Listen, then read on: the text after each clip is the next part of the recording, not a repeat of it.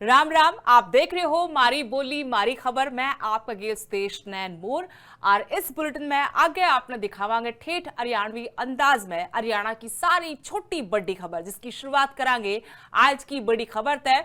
यह है जींद तय जोड़ा हरियाणवी सिंगर मासूम शर्मा की आफत बढ़ती नजर आ रही है। सिंगर मासूम शर्मा ने सरपंचा का अल्टीमेटम, मासूम शर्मा ने 3 दिन का अल्टीमेटम आज दिया है। आज महापंचायत बुलाई थी सरपंचा ने जींद में और इसे महापंचायत में यह फैसला होया है कि सारे जनप्रतिनिधियों तय माफी मांगनी पड़ेगी। जींद की महापंचायत में इस बारे में फैसला होया है। पूर्व सरपंच बोले धर्मू ने पहले तय सोच समझ के मेरी बेइज्जती करवाई, जे पहले हाथ जोड़ लेंदा तो बात इतनी ना बढ़ती। आप भाई वो माफी दोबारा मांग लेगा, लेकिन दोबारा माफी में भी उन्होंने इसी तरह जलेबी उलझाने का काम किया। स्पष्ट तौर पे एक ही लाइन बनती थी कि भाई जो प्रोग्राम था उसमें जनप्रतिनिधियों का जो अपमान करने का काम मैंने किया, मैं सभी जनप्रतिनिधियों से हाथ जोड़ के माफी मांगता हूं और अपने शब्द वापस लेता हूं। बात ही खत्म हो गई थी। वो तो अपने आप को दादा लक्ष्मी चंद के भांति मानने लग गया, जबकि वो उनके पैरों की धूल के बराबर नहीं है। ये जनता, ये समाज ही एक कलाकार जो 3-4 दिन से पूरे प्रदेश के अंदर प्रकरण चला हुआ था, उसके ऊपर एक सर्वजातीय साथियों की मीटिंग बुलाई गई, जिसमें कुछ फैसले लिए गए हैं। सबसे पहले तो जो एक कलाकार ने पूरे हरियाणा प्रदेश के, क्यों मैं तो देश भर के कहूँगा, जितने भी जनप्रतिनिधि है, ब्लॉक समिति है, सरपंच है, वार्ड का पंच है, एमएलए है, मंत्री है, जिला परिषद है, सबका अपमान करने का काम किया भरे मन से। अगर वो हरियाणा सरपंच एसोसिएशन के प्रधान रणबीर सिंह गिल इस टाइम फोन तक हमारे गिल जुड़ रहे हैं। रणबीर सिंह गिल जी, सबसे पहले तो लिविंग इंडिया न्यूज पर बहुत बहुत स्वागत है आपका। आज मासूम शर्मा ने लेके जो आज महापंचायत हुई है, आप तो जानना चाहवा हाँ कि क्या फैसला होया है? आज की जो महापंचायत हुई है उसके अंदर सभी जनप्रतिनिधियों की राय से फैसला लिया गया है। अगर ये कलाकार 3 दिन के अंदर सार्वजनिक रूप से जनप्रतिनिधियों की उपस्थिति में माफी नहीं मांगता, जो जनप्रतिनिधियों का अपमान किया गया है, तो ग्राम पंचायत के क्षेत्र में सार्वजनिक जगहों पर प्रोग्राम करने की अनुमति नहीं दी जाएगी किसी भी गाँव में। लेकिन आरोप यो भी लगाया कि जानबूझ के बेइज्जती करवाई गई थी। इससे पहला इस तरह का कोई भी आरोप नहीं था। और राजेंद्र शर्मा ने बताया, जिनके साथ बदतमीजी हुई थी, कि मेरे को जानबूझकर मंच पर ले जाया गया धर्मू के द्वारा और फिर ऐसे शब्दों का प्रयोग किया गया। और जब माफी नहीं मांगी 3 दिन के भीतर, उसके बाद कोई बड़ा फैसला लिया जा सका है? उसके बाद एक तो फैसला यही कि जो ग्राम पंचायत के अधिकार क्षेत्र में किसी भी सार्वजनिक जगह पर प्रोग्राम करने की अनुमति नहीं दी जाएगी और सभी साथियों की राय से और भी कड़े फैसले लिए जा सकते हैं, इसमें कोई दो राय नहीं है। जी, बहुत बहुत शुक्रिया रणबीर सिंह गिल जी, हमारे गिल जुड़े। और एक मुद्दा एक मैं बताना चाहता हूँ, मीडिया के माध्यम से भी सरकार के संज्ञान में लाने का काम किया है। जो सिक्योरिटी मिली हुई है उसका मिसयूज किया जा रहा है। हमने मीडिया के सामने वीडियो भी दी है। वो जी एक सरकारी के अपना पुलिस के जवान को गाड़ी के ऊपर बैठाकर बदमाशी की रील बनाई जाती है।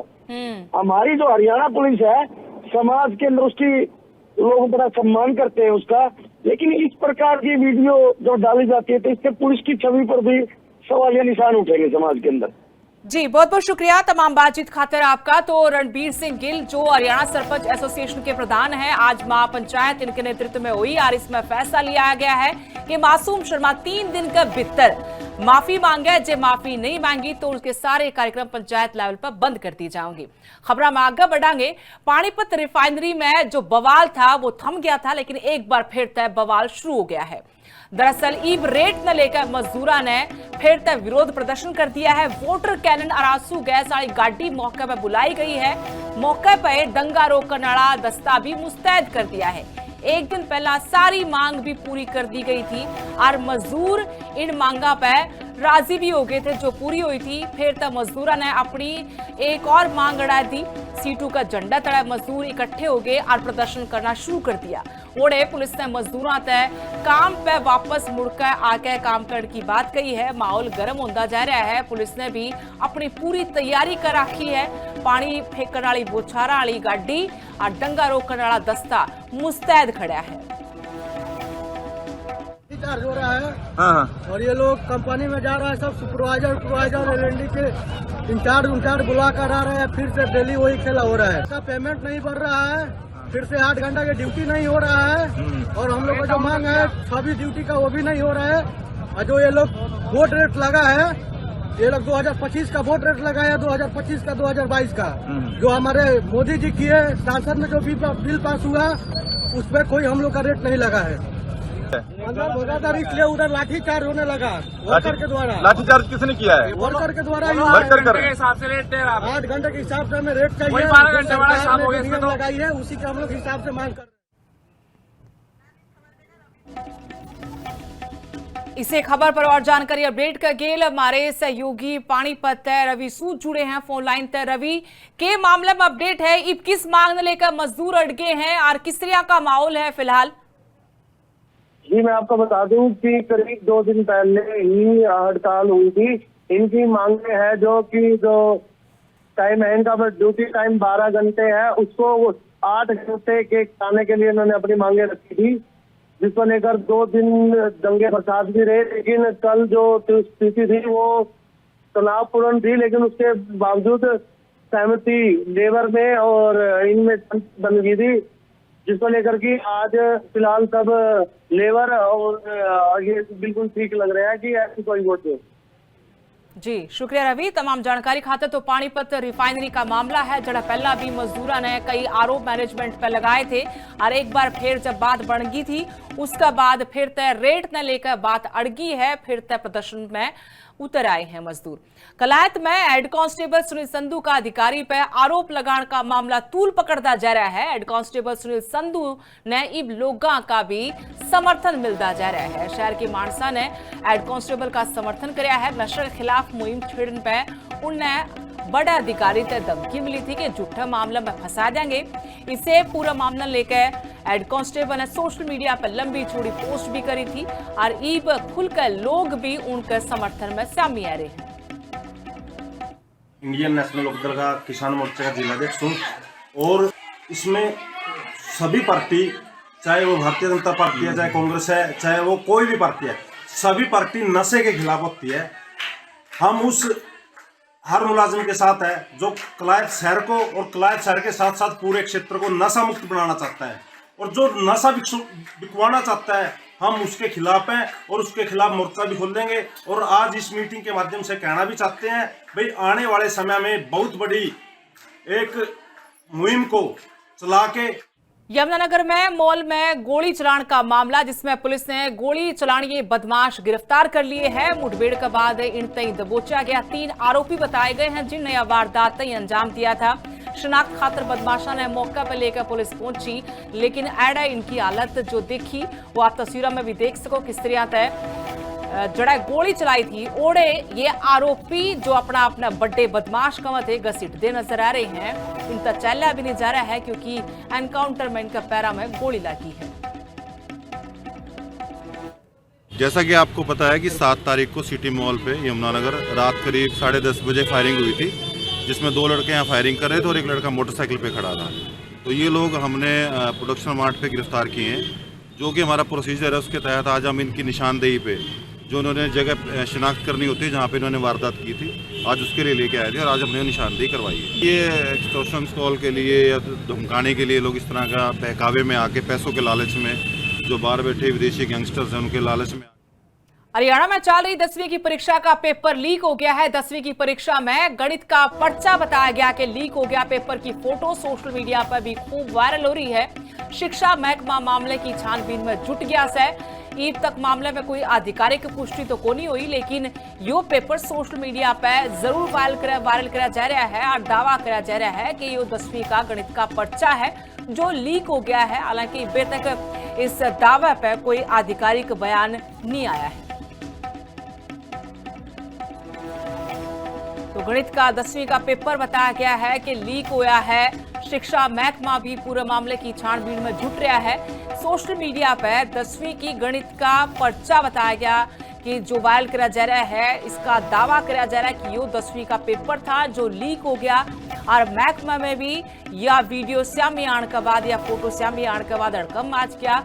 अपना स्तर पर भी महकमा में इस पूरे मामले पर छानबीन करी जा रही है। हमारे सहयोगी मृदुल यादव और जानकारी के साथ इसे खबर पर जुड़ गए हैं। मृदुल, 10वीं का गणित का पर्चा बताया गया है कि लीक होया है। हालांकि सोशल मीडिया पे फोटो सामने आई है कि कोई आधिकारिक पुष्टि हो पाई है पूरे मामले की कि सच है कि झूठ है? जी बिल्कुल, आपको बता दें कि यदि कल की बात की जाए तो कल 12वीं क्लास का जो है इंग्लिश के पेपर के लीक होने का मामला जो है वो सामने आया था। इसके साथ ही कई चीटिंग के केस जो है वो भी सामने आया था। और यदि आज की बात की जाए तो आज 10th क्लास के मैथ्स के पेपर के लीक का मामला जो है वो सामने आया है, जिसके अंदर अधिकारियों द्वारा ये बात कही गई है कि इस प्रकार की जानकारी जो है उनको इस प्रकार की जानकारी मिली है और उसके बाद जो है लगातार इस मामले की जांच जो है वो यहाँ की जा रही है। और अभी जो हमारे को खबर मिली है वो ये है कि रिंदा चरखी दादरी से जो है ये पेपर आउट हुआ है और लगातार विभाग जो है वो इस मामले के अंदर जो है जांच में जुटा हुआ है कि आखिर किस प्रकार से ये जो पेपर है वो लीक हुआ है। क्योंकि काफी बड़ी बात हो जाती है जब 10वीं और 12वीं के पेपर की बात की जाए, वो पेपर सोशल मीडिया पे लीक हो जाए, उसको लेकर काफी चिंताजनक ये बात हो जाती है। और उसी के चलते एक बड़ा कदम जो है अब विभाग द्वारा उठाया जा रहा है और विभाग लगातार जांच कर रहा है कि आखिर कौन लोग हैं जिनके कारण ये जो पेपर है वो लीक हुआ है। जी शुक्रिया मृदुल। तो बड़ी बात जरूर है क्योंकि एक तरफ सरकार और विभाग लगातार दावे कर रहा है कि बोर्ड की जो परीक्षा है नकल रहित कराई जाएंगी और सुरक्षा के भी चाक चौबंद बंदोबस्त करे गए हैं। इसी बीच लगातार 2 दिन तक पेपर लीक होने की खबर भी छा रही है।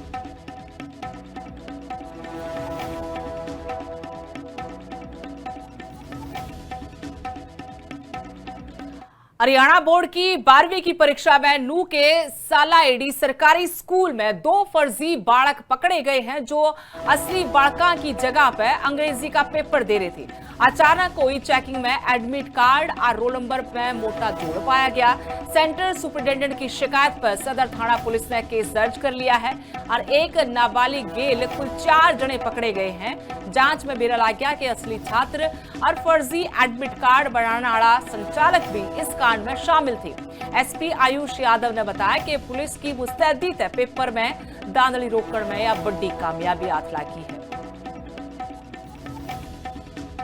के दौरान पता चला कि सालेहड़ी गवर्नमेंट स्कूल है, उसमें 2 नकली परीक्षार्थी बन के सेंटर में आए थे और किसी और का पेपर दे रहे थे। इसमें पुलिस ने बहुत जल्दी एक्शन लिया। उनके खिलाफ एफआईआर रजिस्टर हुई है सदर थाने में और इसमें हमने 4 लोगों को अरेस्ट किया एक ही दिन के अंदर। शाम दोपहर में वो पकड़े गए और शाम तक हमने 4 अरेस्टिंग की है। 2 तो वो छात्र हो गए जो पेपर देने आए थे, एक फैजल है, एक सहबाज है। इसके अलावा पता चला कि जो एडमिट कार्ड वो लेके आए थे जिसमें QR कोड एडिटिंग ये सब की गई थी, तो हम चीटिंग के एकदम खिलाफ है और बहुत स्ट्रिक्ट एक्शन ले रहे हैं। तो सभी से ये रिक्वेस्ट है कि कृपया इन चीजों में ना पड़े। रोहतक तय कांग्रेस के सांसद दीपेंद्र हुड्डा पर हरियाणा बीजेपी के प्रदेश अध्यक्ष मोहन लाल बड़ौली ने बड़ा जुबानी वार किया है। कया कांग्रेस बस नाम आड़ा की और बीजेपी काम आड़ा की पार्टी से कांग्रेस की राजनीति तो कुड़बा परस्ती पर टिकरी से बीजेपी अपने कार्यकर्ता की आड़ तोड़ मेहनत है आगे बढ़े है। दीपेंद्र ने तो भूपेंद्र हुड्डा का नाम विरासत में मिला से, इसे खातर वो बस बाता के पताशे फोड़ के राजनीति करे से। भाजपा में नाम पे नहीं काम के दम पे आगे बढ़ा जा से। वो नामदार लोग हैं, कांग्रेस पार्टी के नामदार लोग हैं। दीपेंद्र हुड्डा भूपेंद्र हुड्डा का बेटा है, वो नामदार लोग हैं। और नायब सिंह सैनी जो मुख्यमंत्री हैं वो एक किसान के बेटे हैं, पूर्व सैनिक के बेटे हैं।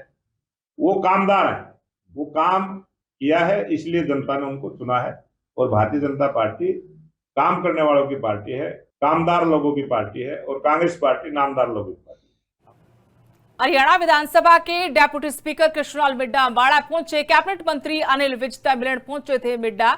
हरियाणा विधानसभा के उपाध्यक्ष ने अनिल विज से मिलकर उनका हालचाल पूछा। आपने बता दिया कि विज के दोनों पैरा में फ्रैक्चर है, इसे करके वो आराम पे है। मुलाकात का टाइम पे दोनों नेता ने सुरताल भी छेड़े और मिलकर गीत गुनगुनाया।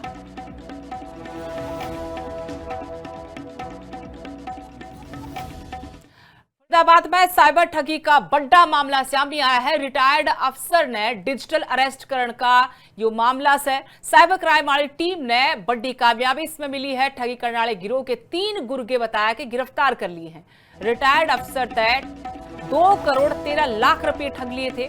पूर्ण तीनों ने दबोच के फरीदाबाद पुलिस लेकर पहुंची। ये ठग स्त्रियां तय कई लोगों ने अपना झांसा में ले रहे थे।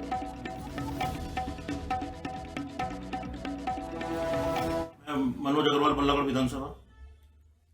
आज कांग्रेस पार्टी के द्वारा मनरेगा बचाओ अभियान के तहत चंडीगढ़ में विधानसभा घेराव का प्रोग्राम था। हमारी शैलजा जी के निर्देश अनुसार बल्लागढ़ विधानसभा क्षेत्र कांग्रेसी जो मेरे कार्यकर्ता मेरे साथी है सबके साथ हम लोग जाने का प्रोग्राम बनाया था। लेकिन ये सरकार ये प्रशासन इतना डरा घबराया हुआ है कि मुझे रात से ही डिटेन किया हुआ है। हमें जाने से रोका जा रहा है नायब सैनी सरकार की। और अब हरियाणा स्टोरी। हरियाणा विधानसभा के बजट सत्र में सियासत चरम पर है। कांग्रेस के काम रोको प्रस्ताव पर सदन में तीखी बहस छिड़ी तो मुख्यमंत्री नायब सिंह सैनी ने शायराना अंदाज में जवाब देते हुए विपक्ष पर पलटवार किया। एचएसएससी एचपीएससी भर्तियों से लेकर किसानों के मुआवजे तक मुद्दे गरमाए हैं। कांग्रेस ने सवाल उठाए तो सीएम ने पारदर्शिता, मेरिट और 100% मुआवजे का दावा करते हुए कांग्रेस के राज पर निशाना साधा।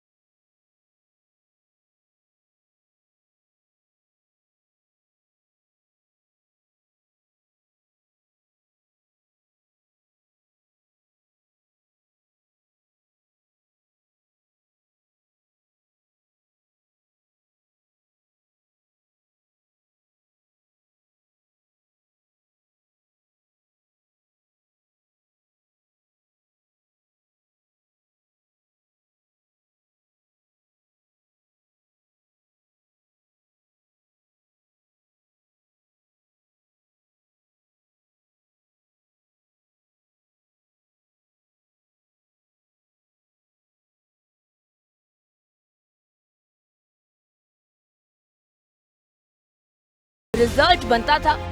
माननीय अध्यक्ष जी अभी तो मैंने शुरू भी नहीं किया। माननीय अध्यक्ष जी, रोजगार की धूप निकली है, रोजगार की धूप निकली है मेहनत के आसमान में, पर जिन्हें अंधेरा पसंद हो वो उजाला कहां पाते हैं। उनको तो उजाला पसंद नहीं है, वो तो सोचते हैं। माननीय अध्यक्ष जी, इसका बहुत सारे उदाहरण मैं बीच में बताऊंगा, अभी तो मैंने ये शुरुआत की है। माननीय अध्यक्ष जी, हमारे विपक्षी साथी इन्होंने हरियाणा कर्मचारी चयन आयोग और हरियाणा लोक सेवा आयोग द्वारा की जा रही भर्तियों के संबंध में बहुत सारे प्रश्न ये लगातार उठा रहे हैं। बताऊंगा भी, ये क्वेश्चन आपने दूसरी बार पूछ रहे हैं। ये क्वेश्चन मैं बताऊंगा, डेट भी बताऊंगा आपको। आपने पहले भी पूछा, इस सदन के अंदर पूरा जवाब दिया गया। माननीय अध्यक्ष जी, मैं बताऊंगा जब बात आएगी। मैं एक बात कहना चाहता हूं, जिनके हाथ में सौदों की स्याही के निशान हैं, माननीय अध्यक्ष जी, जिनके हाथ में सौदों की स्याही के निशान हैं, वो आज हमें बताएं क्या सच क्या ईमान है। वहीं कांग्रेस विधायक बलराम दांगी ने किसानों के मुआवजे का मुद्दा उठाया, जिस पर कहा 30 गांव के 9000 किसानों ने मुआवजे के लिए अप्लाई किया था। इन किसानों में से 90 से 95% फसलों का नुकसान हुआ। इनके खेतों में पानी भरा हुआ है। इसका जवाब देते हुए सीएम नायब सिंह सैनी ने कहा कि प्राकृतिक आपदा के कारण किसानों को जो नुकसान हुआ है उसका 100% पैसा खाते में पहुंचाया गया है। कांग्रेस के शासनकाल में पटवारी एक जगह बैठ जाते थे, हमने कार्रवाई की है पटवारियों पर। क्योंकि प्राकृतिक आपदा के कारण ये पहली ऐसी, 2 मिनट, मुख्यमंत्री मोदी जी के नेतृत्व वाली सरकार है जिसने 100% खराबे का मुआवजा किसान के खाते में पहुंचाया। एक मिनट बात सुन, एक मिनट जी, बात तो सुन लीजिए। ये माननीय अध्यक्ष जी, क्योंकि कहीं अगर दिक्कत आई है, मैंने आपको कहा है, क्योंकि पटवारी कांग्रेस के शासन में एक छिपाड़ में बैठ जाते, लस्सी का गिलास मंगवा देते और वहीं पर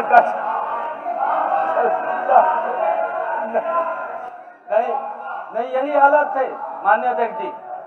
हमने कार्रवाई की है, पटवारियों पे, हमने पटवारियों पे कार्रवाई की है। और मैं आपके क्षेत्र का भी बता रहा हूँ, 6.5 करोड़ रुपया, 6.5 करोड़ रुपया आपके हल्के के अंदर किसान के खराबे का भेजने का काम किया। मुख्यमंत्री ने सदन में नौकरियों से संबंधित विस्तृत लेखा जोखा प्रस्तुत करते हुए स्पष्ट किया कि वर्तमान सरकार ने पारदर्शिता और मेरिट के आधार पर युवाओं को रोजगार उपलब्ध करवाया है, जबकि कांग्रेस शासनकाल में भ्रष्टाचार चरम पर था और रेवड़ी कल्चर को बढ़ावा दिया जाता था। उन्होंने कहा कि सरकार की उपलब्धियों से बौखलाया विपक्ष निराश, हताश और कुंठाग्रस्त हो नर्गल आरोप लगा रहा है, लेकिन तथ्यात्मक जवाब से उसकी झूठ की राजनीति पर ताला लग चुका है। Special report, living India news. और अभी के लिए इस बुलेटिन में इतना ही। नमस्कार।